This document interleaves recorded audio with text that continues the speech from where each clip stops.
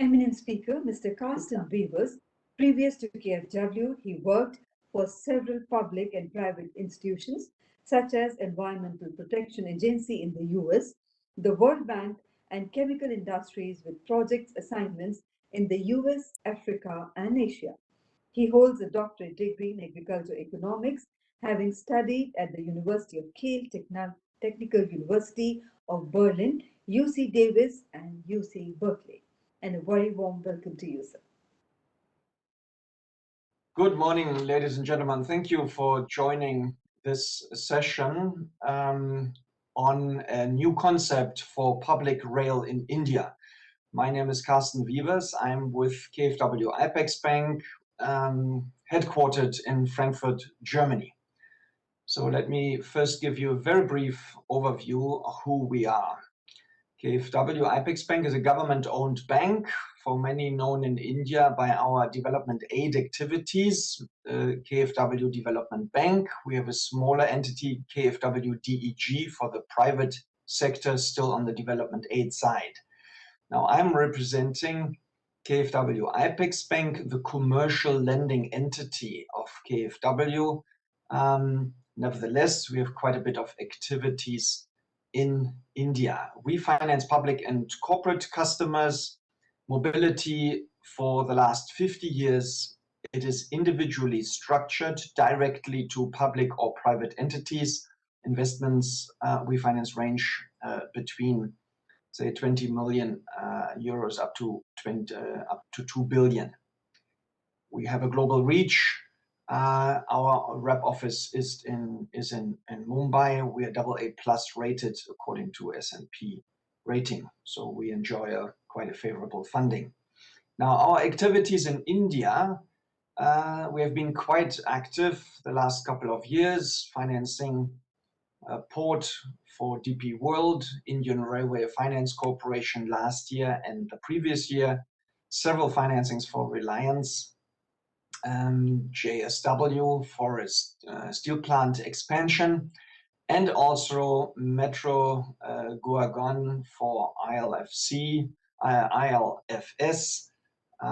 which had its issues, which we are in the process of solving. So, but you see, on the rail sector in India, we also had quite a bit of activity. Now, what are today's expectations of stakeholders of public rail transport? You have the interest groups who are calling for more public transport for climate protection. You have the citizens, the passengers, who want a customer-oriented and inexpensive mobility system. You have the politicians who transform the interests of interest groups and citizens into directives towards PTAs and operators to provide future-oriented and cost-effective mobility solutions. On the other side, you have those who are supposed to implement the PTAs and municipalities. They want further down the line the operators to provide the best service at the lowest possible cost. At the end of the line, we have the transport companies, private or public, the metro companies, who are seeking for budget support to cope with the high cost of innovation and the high cost of operation, especially these days where there are few passengers traveling and fare revenue is diminished. That is quite a challenge. So you see a very complex, as you all know, a very complex ecosystem of interests provided by the various participants. Now, the point I'm trying to make here is about the basic structure of public transport. We know basically three systems, very common: the pure state or city model. Everything is owned and operated by the city or the state. Alternatively, on the right side, we have the classical PPP system, where a private entity builds, owns, operates, has to finance, and so on. What we are suggesting here is a structure which actually is kind of in the middle. We call this the mobility owner concept, and you will see several examples in due course. Now again, private, state and city. One entity is owned by the state. It owns and operates the system. Normally the state or the city is the borrower. The mobility owner system is kind of in between. So let me first go to PPP. The entire entity is private, it owns and operates the system. This private entity is also the borrower, which in general makes the financing quite expensive. What we have in the middle is what we call the mobility owner system. Some call it a hybrid PPP model. The two entities for operation and ownership, they are separate. They may be private, but they may be also public. So the key here is you have two separate entities, and this owning entity essentially is at the end the borrower, as you will see in the examples. Now, DMRC was going in that direction and had a tender for a leasing model. This is all public information. I'm sure you probably know the history of it. DMRC invited expression of interest for leasing of metro cars in July 2017. And it was a very lengthy and very labor-intensive process. At the end, there was only one bid submitted by a consortium of CAF in Spain, and the letter of award was not issued as the leasing rate was deemed too expensive. Now, for us as a bank, one interpretation of the situation is that this model was basically that DMRC wanted to lease from the lessor provided by CAF, and the banks, they had to look at the risk of the lessor. And the lessor was depending on the cash flow from DMRC. DMRC ultimately also gets funds from the state and the city. But as you can see in this simple graph, the bank cannot look at and rely on the cash flow of the state or the city. There are several entities in between which create additional risk for the bank and therefore makes the financing and the whole structure so expensive. Therefore, we are suggesting a slightly modified model which has several advantages. Now, what's the model? As I indicated already, in a nutshell, you have two separate entities, as you can see. You have the operator, public or private, and you have what we call the mobility owner.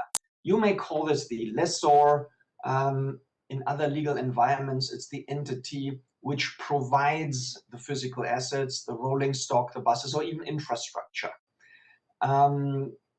The state controls both entities separately.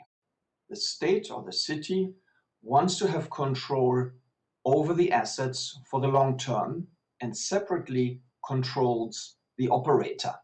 Now, for a public operator like DMRC, of course, these are long-term relationships embedded in the state. But where we have private operators, you may have shorter concessions for the operator, but a long-term security of the cash flow provided by the state to the mobility owner, the one who owns the rolling stock, which then allows the bank to provide financing terms at best rate. The separation has many advantages. It also allows to accelerate the mobility investment. The government, if they want to go for new technology, they can make a faster decision because they will put it then towards the operators. If they don't like it, you may pick another operator. It creates more cost transparency because you have two different entities with quite different functions. Operations and owning are very different functions, require different qualities. Depending on the individual scenario, it might reduce the budget burden. You are not looking at the full investment in year one, which you have to put in your budget, but you may look at only the annual commitments you have to make towards the mobility owner. Altogether, this model is much more cost effective than the previous one we have seen here in this case. So, moving on, let me illustrate this somewhat abstract concept with some examples from various countries. Let's start with India, because India is a country which implemented this system actually a long time ago in the late 80s, where Indian Railways was separated into two entities. The operator, as we all know it, Indian Railways. And separate from that, you have the mobility owner, which in your case is called Indian Railways Finance Corporation. The purpose of that entity is nothing but to own and finance the rolling stock. Now, this mobility owner, Indian Railways Finance Corporation, is embedded in documentation and a legal setup vis-à-vis Ministry of Railways, which has its own item in the budget of the Indian state. So therefore, we as a financier of Indian Railways Finance Corporation, we look at the cash flow securely coming from Ministry of Railways, which gets securely its money out of state budget. We do not have to look at the operational risks, which lower the bankability, the creditworthiness, and therefore Indian Railways Finance Corporation, due to this simple but highly effective system, enjoys best financing conditions in the international market. So, and we believe that is a system which could be also applied to the financing of metros. You have a metro rolling stock owning entity which is embedded into the budget just as much as Indian Railways Finance Corporation is. Now, further examples I will just briefly touch for reasons of time, but just to illustrate that this is a concept which has been applied by various countries in the mobility space. Now, we have it in Germany. We have several examples for regional trains. You see a little picture here at the bottom. That's in Eastern Germany, where we have an entity owning the rolling stock. The operators on the left in this example is a Transdev company from France. The operator is a private entity which operates these trains owned by this mobility owner. In this case, the mobility owner is a public entity. Now, we have another case which we financed in Chile. Here, the mobility owner is just an SPC, a special purpose company, only set up for the purpose of owning, here in this case, the buses. It's a private mobility owner, as I said, an SPC. It gets payments directly from a public fare collection entity, which is supported by the Ministry of Transport of Chile. So again, the risk we are looking at is the cash flow risk of this mobility owner, which owns the buses. And then, of course, the bus has a relationship with the various private operators in the city of Santiago de Chile. Another case in the UK, in Great Britain, here it's a private leasing entity which owns the rolling stock manufactured by Hitachi in Northern England. And ScotRail is the operator for these trains. Here we have a quite advanced legal environment which secures that the cash flow the mobility owner, the train owner, requires to service his debt is secured. So due to legislation and documentation, we can rely that independent of the operational risk and the bankruptcy possibilities of any of these mentioned operators, that the owner of these assets gets the funds to repay the loan, and therefore, of course, these loans are priced very attractively for the borrower. So just to show the versatility of this concept, you are seeing here an example from Norway, where the mobility owner owns actually infrastructure. Doesn't sound very mobile, but of course it's an important part of the mobility system. It is a legal entity which owns the train stations. This entity is owned by Bane NOR, the infrastructure manager for the entire Norwegian rail system, which is again owned by the Norwegian government. Again, therefore, due to its ownership and secured cash flow, it enjoys best financing terms because we are almost looking at Norwegian risk, which is the best you can get. Separately from that, you have the operators, public or private, which are then operating the trains owned by Bane NOR Eiendom, in this case actually not the trains, but the infrastructure. So just to show the variety of options. Now, how to build this mobility owner structure. Very simplified approach. First of all, you have to make the political decision to create a mobility owner, an asset owning company separate from your operator, which are either several private or the public operator in your city for the metro system. Now, this again, according to our experience, is mostly a political decision which you have to make, which is quite complex in itself. Then, secondly, you have to establish the relationship between the state, the public, the city, the PTA, whatever it is in your respective case. Establish the relationships between the state and the operator and separate agreements with the mobility owner. And then, of course, thirdly, the mobility owner is the entity owning and borrowing from a bank to make the respective investments. Now, this is the structure which allows us to, via the or through the mobility owner, to look at state risk so that it becomes so low priced as you expect. It's an important aspect because don't get caught up in the question of ownership, public or private. This is the last question you may want to address. You have this system allows all combinations for ownership of the operator or even the mobility owner, as I have shown in the examples before. Now, here's a simple system comparison. I will not go into details for reason of time. If you're interested, you're welcome to download the presentation and look at this again.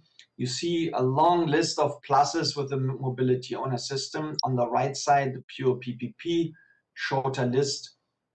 In our opinion, an industry which is ultimately subsidized by public budget is kind of inefficient if you channel this government money through a private entity which faces a relatively high risk for the lender, for the bank. So why not keep that sovereign cash separate to your mobility owner, to the owning entity, so that we as a bank actually can see that this is secure, long-term secure public money, which allows us to offer cheaply. But that is only the view from the financier. For the state and the city, as much as for the owning entity or even for the manufacturer, there are advantages from their point of view.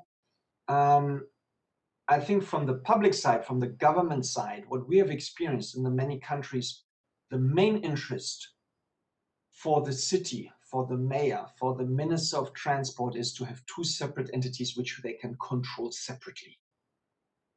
That seems to be much more important even than the cost of financing. So again, there are many advantages you can study later on if you want to. Now, let me just give you an indication of the cost of finance. Now, I've chosen here pricing levels triple B minus. So we are somewhat in the space of India here. Let's assume 100 million euro investment, doesn't matter, 100 million euro, dollar, or whatever you want. This is now priced for a euro loan. What is the accumulated cost of finance for a 10-year investment? 10 years, because we were coming from the bus side. Of course, the investment is much longer if we talk about metros and rail assets. Now, for the pure state, for such rating, the accumulated cost of finance, let's say, would be 10% in my example, 10 million of 100 million investment. Now, since we have this entity between the government and us, the mobility owner, there is a markup due to structural risks. So it would be 15%. If the tighter the connection is to government budget, the lower that price is, because our key question is, can we consider that cash flow, that entity, as public risk? Now, and then we priced the pure PPP model. What is the cost there? You see it's more than twice as expensive as the pure state risk, but it is also considerably more expensive than the mobility owner concept. and the price differential between mobility owner and PPP is actually higher than between pure state and mobility owner. This is just for indication purposes. We will have to, of course, price the individual deal which you have for your metro system in your city, depending on the structure. Now, what is our role here? What can we provide as a bank?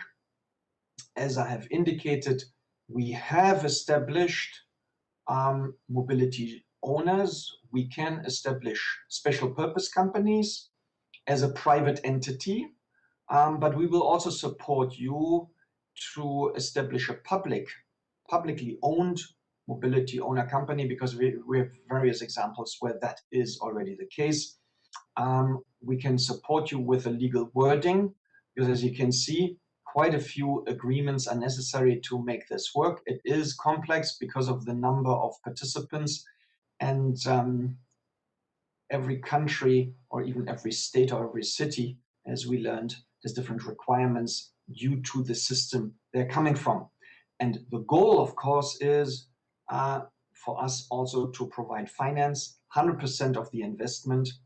The closer the connection is to budget, the less there is the need for equity. This is the ultimate goal, and this is what we can provide. Now, if you have any questions about this, if this generated any interest for you, please contact Mayank in our Mumbai office. The respective counterpart for India in Frankfurt in our headquarters is Lisa, as you can see here, together with Pilar. The team head in Frankfurt for India and Asia is Michaela. I'm covering the global business. Feel free to contact any of us. I thank you very much for your attention and your interest, and let's see and hope that we can do something together in order to make public transport in India even better for the future, not only for the safety and ease of the passengers, but also for the climate, which is such a pressing topic these days. Thank you very much.